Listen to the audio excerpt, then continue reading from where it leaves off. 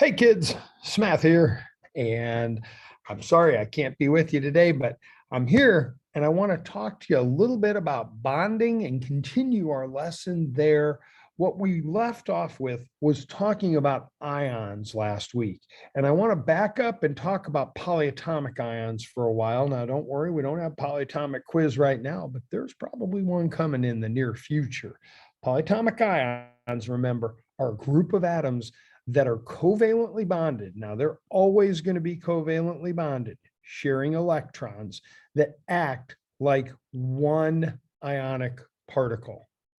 And so these are groups, and there are cations. The only cation polyatomic that we ever use is going to be the ammonium ion, NH4 plus, ammonium. Then our anions. Now, our anions are going to end in either IDE, ITE, or ATE. Now, here's the deal. If they have IDE, there's no oxygen involved with those. If we're talking about IDE polyatomic ions, we're left with things like peroxide, O2, 2 minus. I know that does have oxygen in it, but it's also barely polyatomic. It only has oxygen in it. The other two that we really kind of focus on are cyanide and hydroxide. Those are our ides for endings. But the ites and the eights are really confusing. So in order to deconfuse those a little bit, what I tell people is if you memorize your eights, your ites will always have one less oxygen. Now, I've been doing this forever. You guys know that. But there's always that kid who says, well, no, all the eights are 3, and then you just know everything's 1 less, or the eights are 4 and everything else is just less. And that's not necessarily true. So memorize your eights. Here's an example where we memorize sulfate. Sulfate is SO4 2 minus. Therefore, sulfite is going to be 1 less oxygen, which will be SO3. The charge still remains the same at -2. But the ites always have 1 less oxygen than the eights do.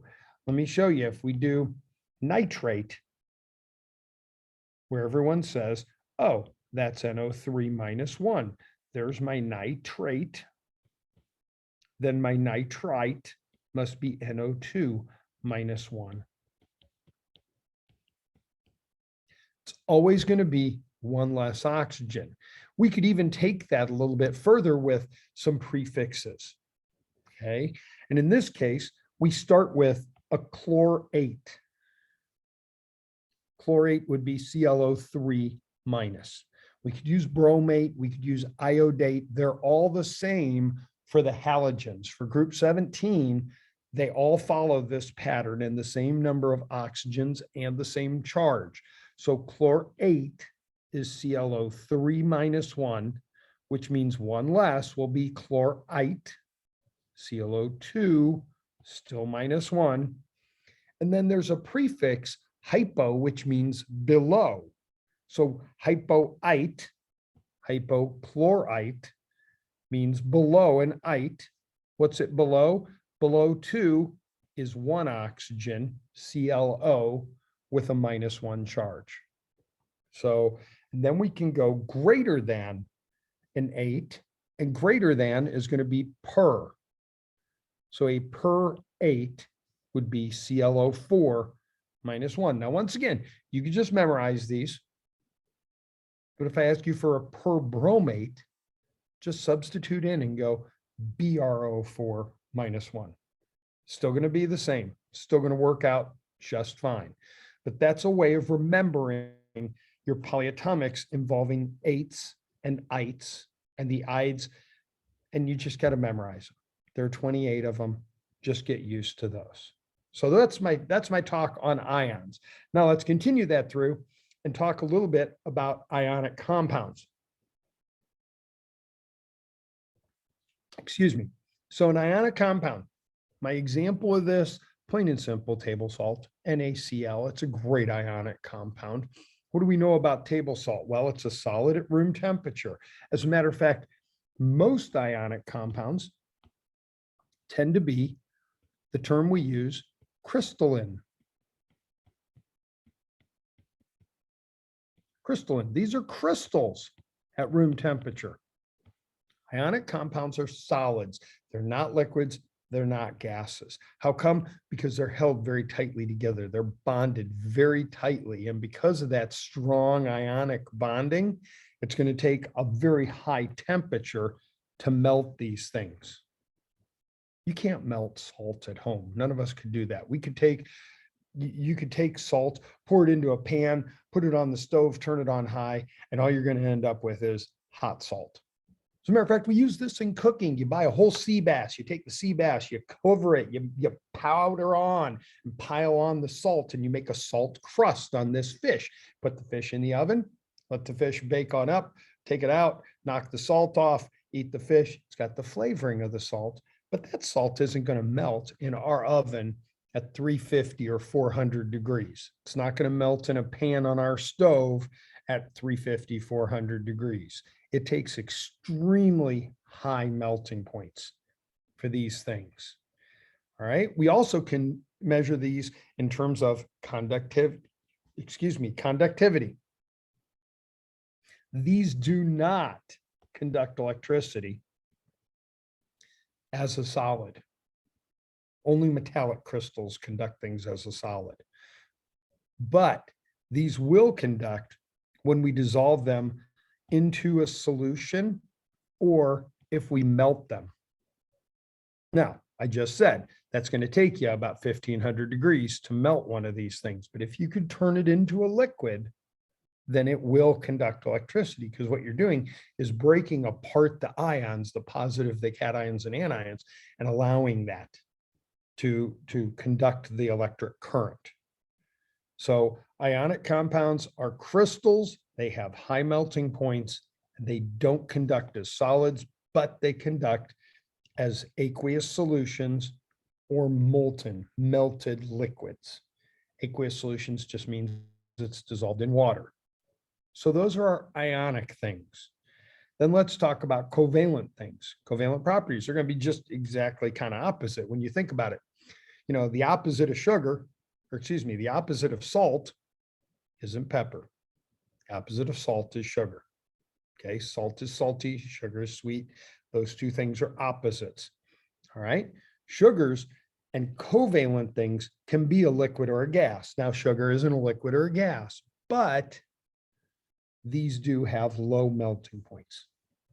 Sugars can melt. You can take sugar, throw that in a pan, put it on your stove and turn that on, but keep your eye on it. It will melt. It'll melt and then it'll turn into a nice caramel and it all sorts of good things. Sugars at their various temperatures do very unique things. That's what makes candy makers. So it's such a unique art is getting the caramel and the rock candy and the crystalline sugar. It's all fascinating. So these covalents can be liquids or gases at room temp. They may be solids. These have low melting points. And just like our other ionics, they don't conduct when they're solid. These are non-conductive. They're non-conductive solid. They're non-conductive all the time. Just does not work that way. The only solids that conduct are metallic solids. Those are the only ones. Okay. So covalent compounds are held together with covalent bonds. These covalent bonds are attractive forces only between two atoms. So we're only looking at one bond between two separate things. Those are going to be sharing two electrons. And I know a lot of you are saying, well, what happens if they share more than two electrons? And you can see we're going to get to that in just a minute. So if we have water, here's our water molecule. It's got an H2O. And we're talking about sharing two electrons between a hydrogen and an oxygen. That's what's going on here. We're going to have things that are called bonding pairs. Those create the bond, the attraction between our two atoms. And then there are electrons that do not participate in bonding. And those are called lone pair electrons or lone pairs. And lone pairs still exist. They're part of the valence electrons, but they're non-bonding. And so when I look at my oxygen atom here, my oxygen atom has 2 lone pairs and 2 bonded pairs. Last time I checked, 4 pairs is 8 electrons. And remember, that's a stable octet. That's why this bonding occurs, is so that it can achieve a stable octet. Okay, so what if it contains or shares more than 2? Well, 2 is going to be a single bond. And a single bond is going to be considered the longest and the weakest of any of these bonds. That's 2 electrons. And that's what we just saw up in our water molecule was there's a single bond, there's a single bond. Each one of them is sharing 2 electrons. Then we could have a double bond that could share 4 electrons. That's in the middle, obviously. So neither weak or strong, but something in the middle. Then we can have a triple bond, 6 electrons. Right? Fairly uncommon, but very short and very strong. Think of it this way: as the bond gets shorter, it gets stronger. And that should make sense. A bridge is going to be short, it's going to be very strong. A long spanning bridge is going to be a little bit weaker. So that's the generic of a covalent bond, just describing them independently. Okay. And then there are these things that are called diatomics. And we need to remember these because we're going to be using them in chemical reactions a bunch. So these are atoms that are found bonded to something. They always have to be bonded. If they're not bonded to something else, they're going to bond to themselves. That's what makes them unique, is not every element can bond to itself, but these elements absolutely thrive on being bonded to themselves. So you don't just see a hydrogen atom. They don't exist that way. These exist always in H2, O2, Cl2, Br2, F2, I2, N2. Now, that doesn't mean they can't be individual. That's totally fine. So if we have H2O out here, well, that's oxygen though. Oxygen has to be found in it has to be a pair, it has to be 2, it has to be diatomic. That's not what I'm saying about diatomics. Diatomics are when they are alone, they're found in a pair. But as long as this oxygen is bound to this hydrogen, everything's fine. It just has to be bonded. Why? Because these are the smallest, most reactive elements on the periodic table. All right, these are our halogens, group 17. Those are highly reactive. And then these are also our elements in the upper right-hand corner, our hydrogens, oxygens, our fluorines. Those are very, very electronegative and very highly reactive. So you can remember these, memorize them, or you don't have much problem. Brinkelhoff. Okay, that's a great mnemonic for remembering these. I used to work with an old German dude. He remembered them by Brinkelhoff. I had another teacher who remembered them as Huckleberry Finn. And that kind of touched my heart because I'm an Illinois kind of guy, and Huckleberry Finn is written down on the Mississippi River in Missouri. So Huckleberry Finn or Brinkelhoff. These are going to be found as elements diatomically in pairs. So what that'll look like is if we say bromine, bromine is going to be Br2. It's going to be a liquid. That INE ending. Suffixes are very important in chemistry. Conversely, if I say bromide, now that's an IDE ending. That's going to be a monatomic anion. And in this case, to get bromide, I'm going to have to make it aqueous. I'm going to have to put it in water and get it to dissolve to make it do that. So there are some suffixes and there are some states, and there are your diatomic molecules. Okay, so if I just ask you to write the formula for oxygen, you just write O2. Everything's hunky-dory. Okay, now the question comes into play. How do I know if I have an ionic or a covalent bond? Well, the bond type is determined from the electronegativity value.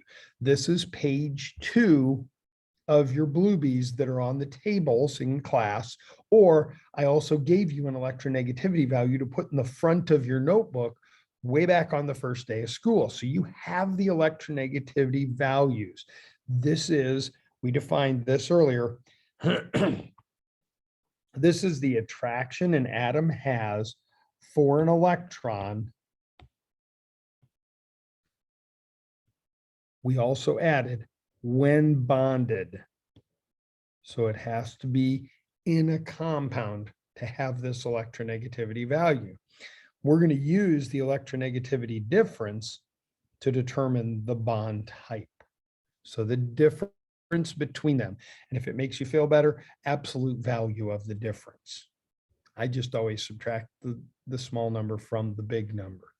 But subtract and get your absolute value. And then that'll tell us whether this is a covalent bond here or an ionic bond there. Metallic bonds can only be metallic. It's just going to be a piece of aluminum or a piece of iron or a piece of gold or silver or whatever you want it to be. Those are easy. Ionic bonds are going to be the highest electronegativity difference. If we look at that electronegativity chart, the lowest value is 0.7. The largest value is 4.0. So if I look at 4.0 minus 0.7, the largest difference in electronegativity I can have is 3.3. 3.3 is going to be like 100% ionic. Okay. Take half of 3.3. You get 1.65. Well, that'd be 50% ionic. So if we just go a little bit past that to 1.7, that's like being 51% ionic. So it's more ionic than it is covalent. Understand, this is a continuum. It's a gradual scale. Way down here at the low end, it's perfect sharing. And way up here at the high end, there's no sharing going on whatsoever. It's complete transfer, taking electrons away. So let's talk about the two different kinds of covalent bonds. There can be polar covalent bonds. That's where there's unequal sharing. One substance has a higher electronegativity value, so it's going to have a stronger attraction for the electron. That's going to make it polar. And by polar, I mean a positive pole and a negative pole, kind of like a magnet. And that bond is going to be charged that way. It's going to create some changes in chemical behavior as well by being charged. So polar things have a positive and negative pole. Then we can have nonpolar covalent. And nonpolar covalents are very equal sharing. So that means there's no separation of charge. This is when we have a very tight, very close, excuse me, electronegativity difference. Now, I already know what you guys are thinking. What happens if it's 1.7? Well, what happens if it's 0.4? If it's on the line, round up. So if it's 1.7, make it ionic. If it's 0.4, make it polar. It's more polar than nonpolar. That's what we're saying. So what I have written underneath here are examples of each, where in a molecule of H2, the diatomic hydrogen that we just talked about, okay, The electronegativity value of hydrogen is 2.1. I just looked on the chart in the Bluebee, then pulled that value out. I took the difference between hydrogen and hydrogen.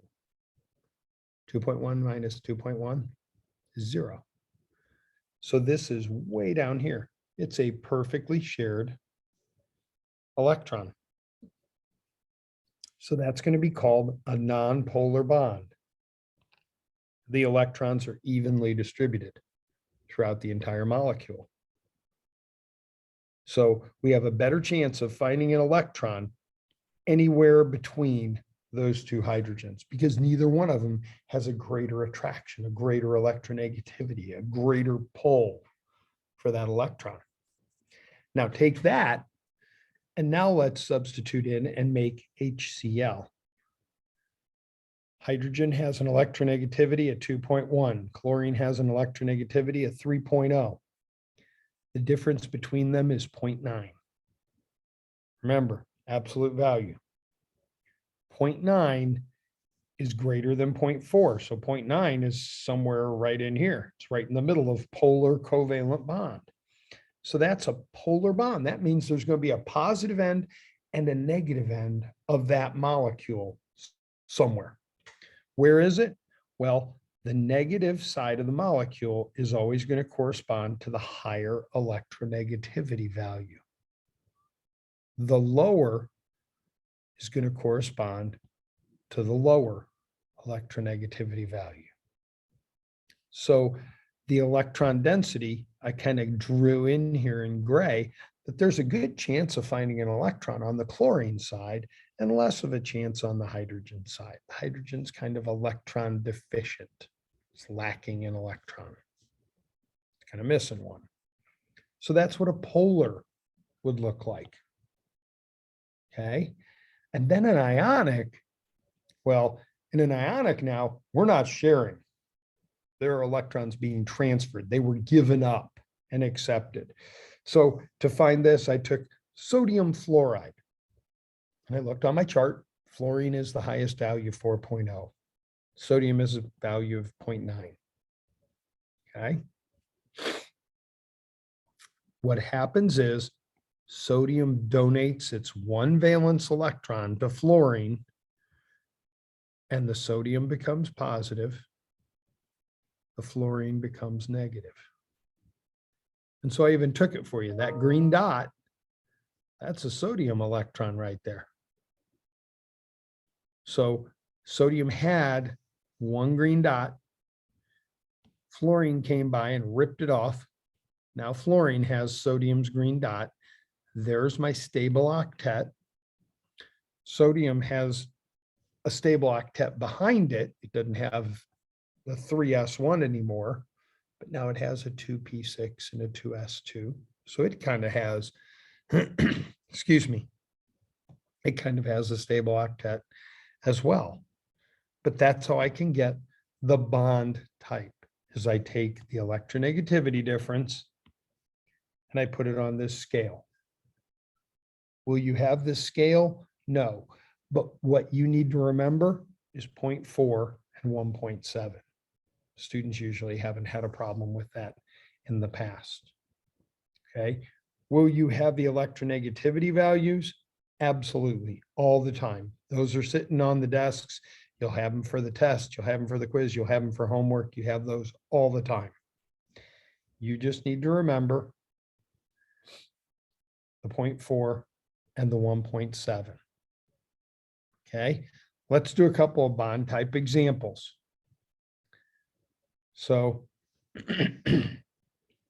here's our H2O molecule again. Now, I've written that out and I've said, hey, I want to see what H2O looks like. What that kind of tells me is there are two H's bonded to an O.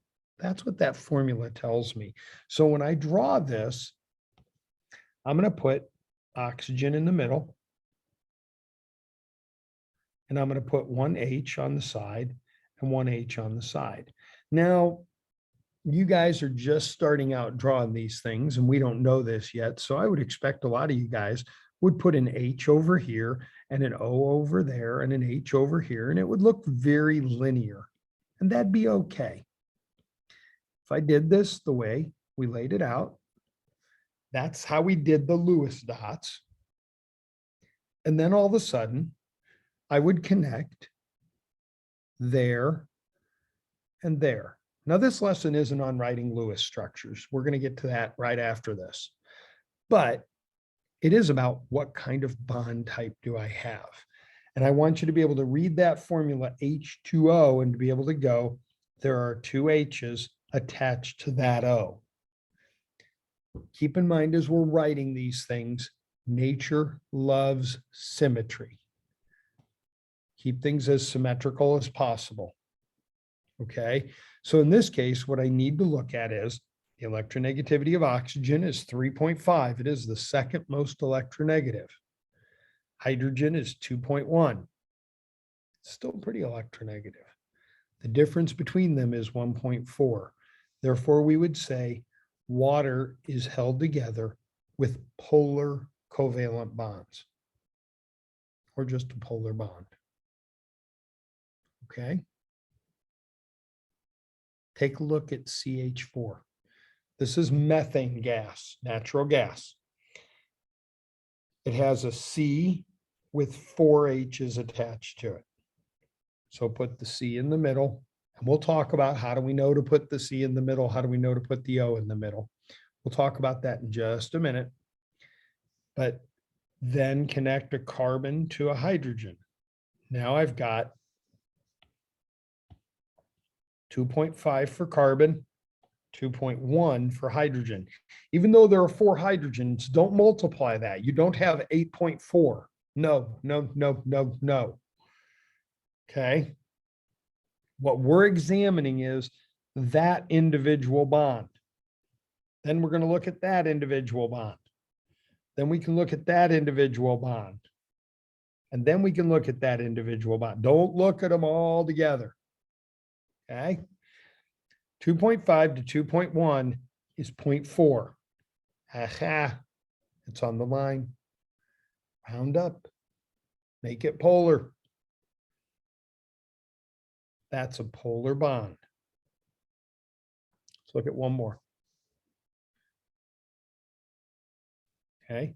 Lithium and fluorine has an electronegativity difference of 1.0 and 4.0. That's 3.0 as a difference.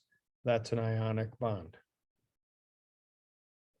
We could talk about drawing these, excuse me, talk about drawing these, but we're going to talk about that in another video coming up in just a second. Right now, it's all about using the electronegativity values, finding out what's attached to what, taking their difference, applying it to the chart, and saying it's this kind of bond. That's what we're expecting you to be able to do. That's been a lot of information in this video. My name is Smath, and I sure hope this video helped you.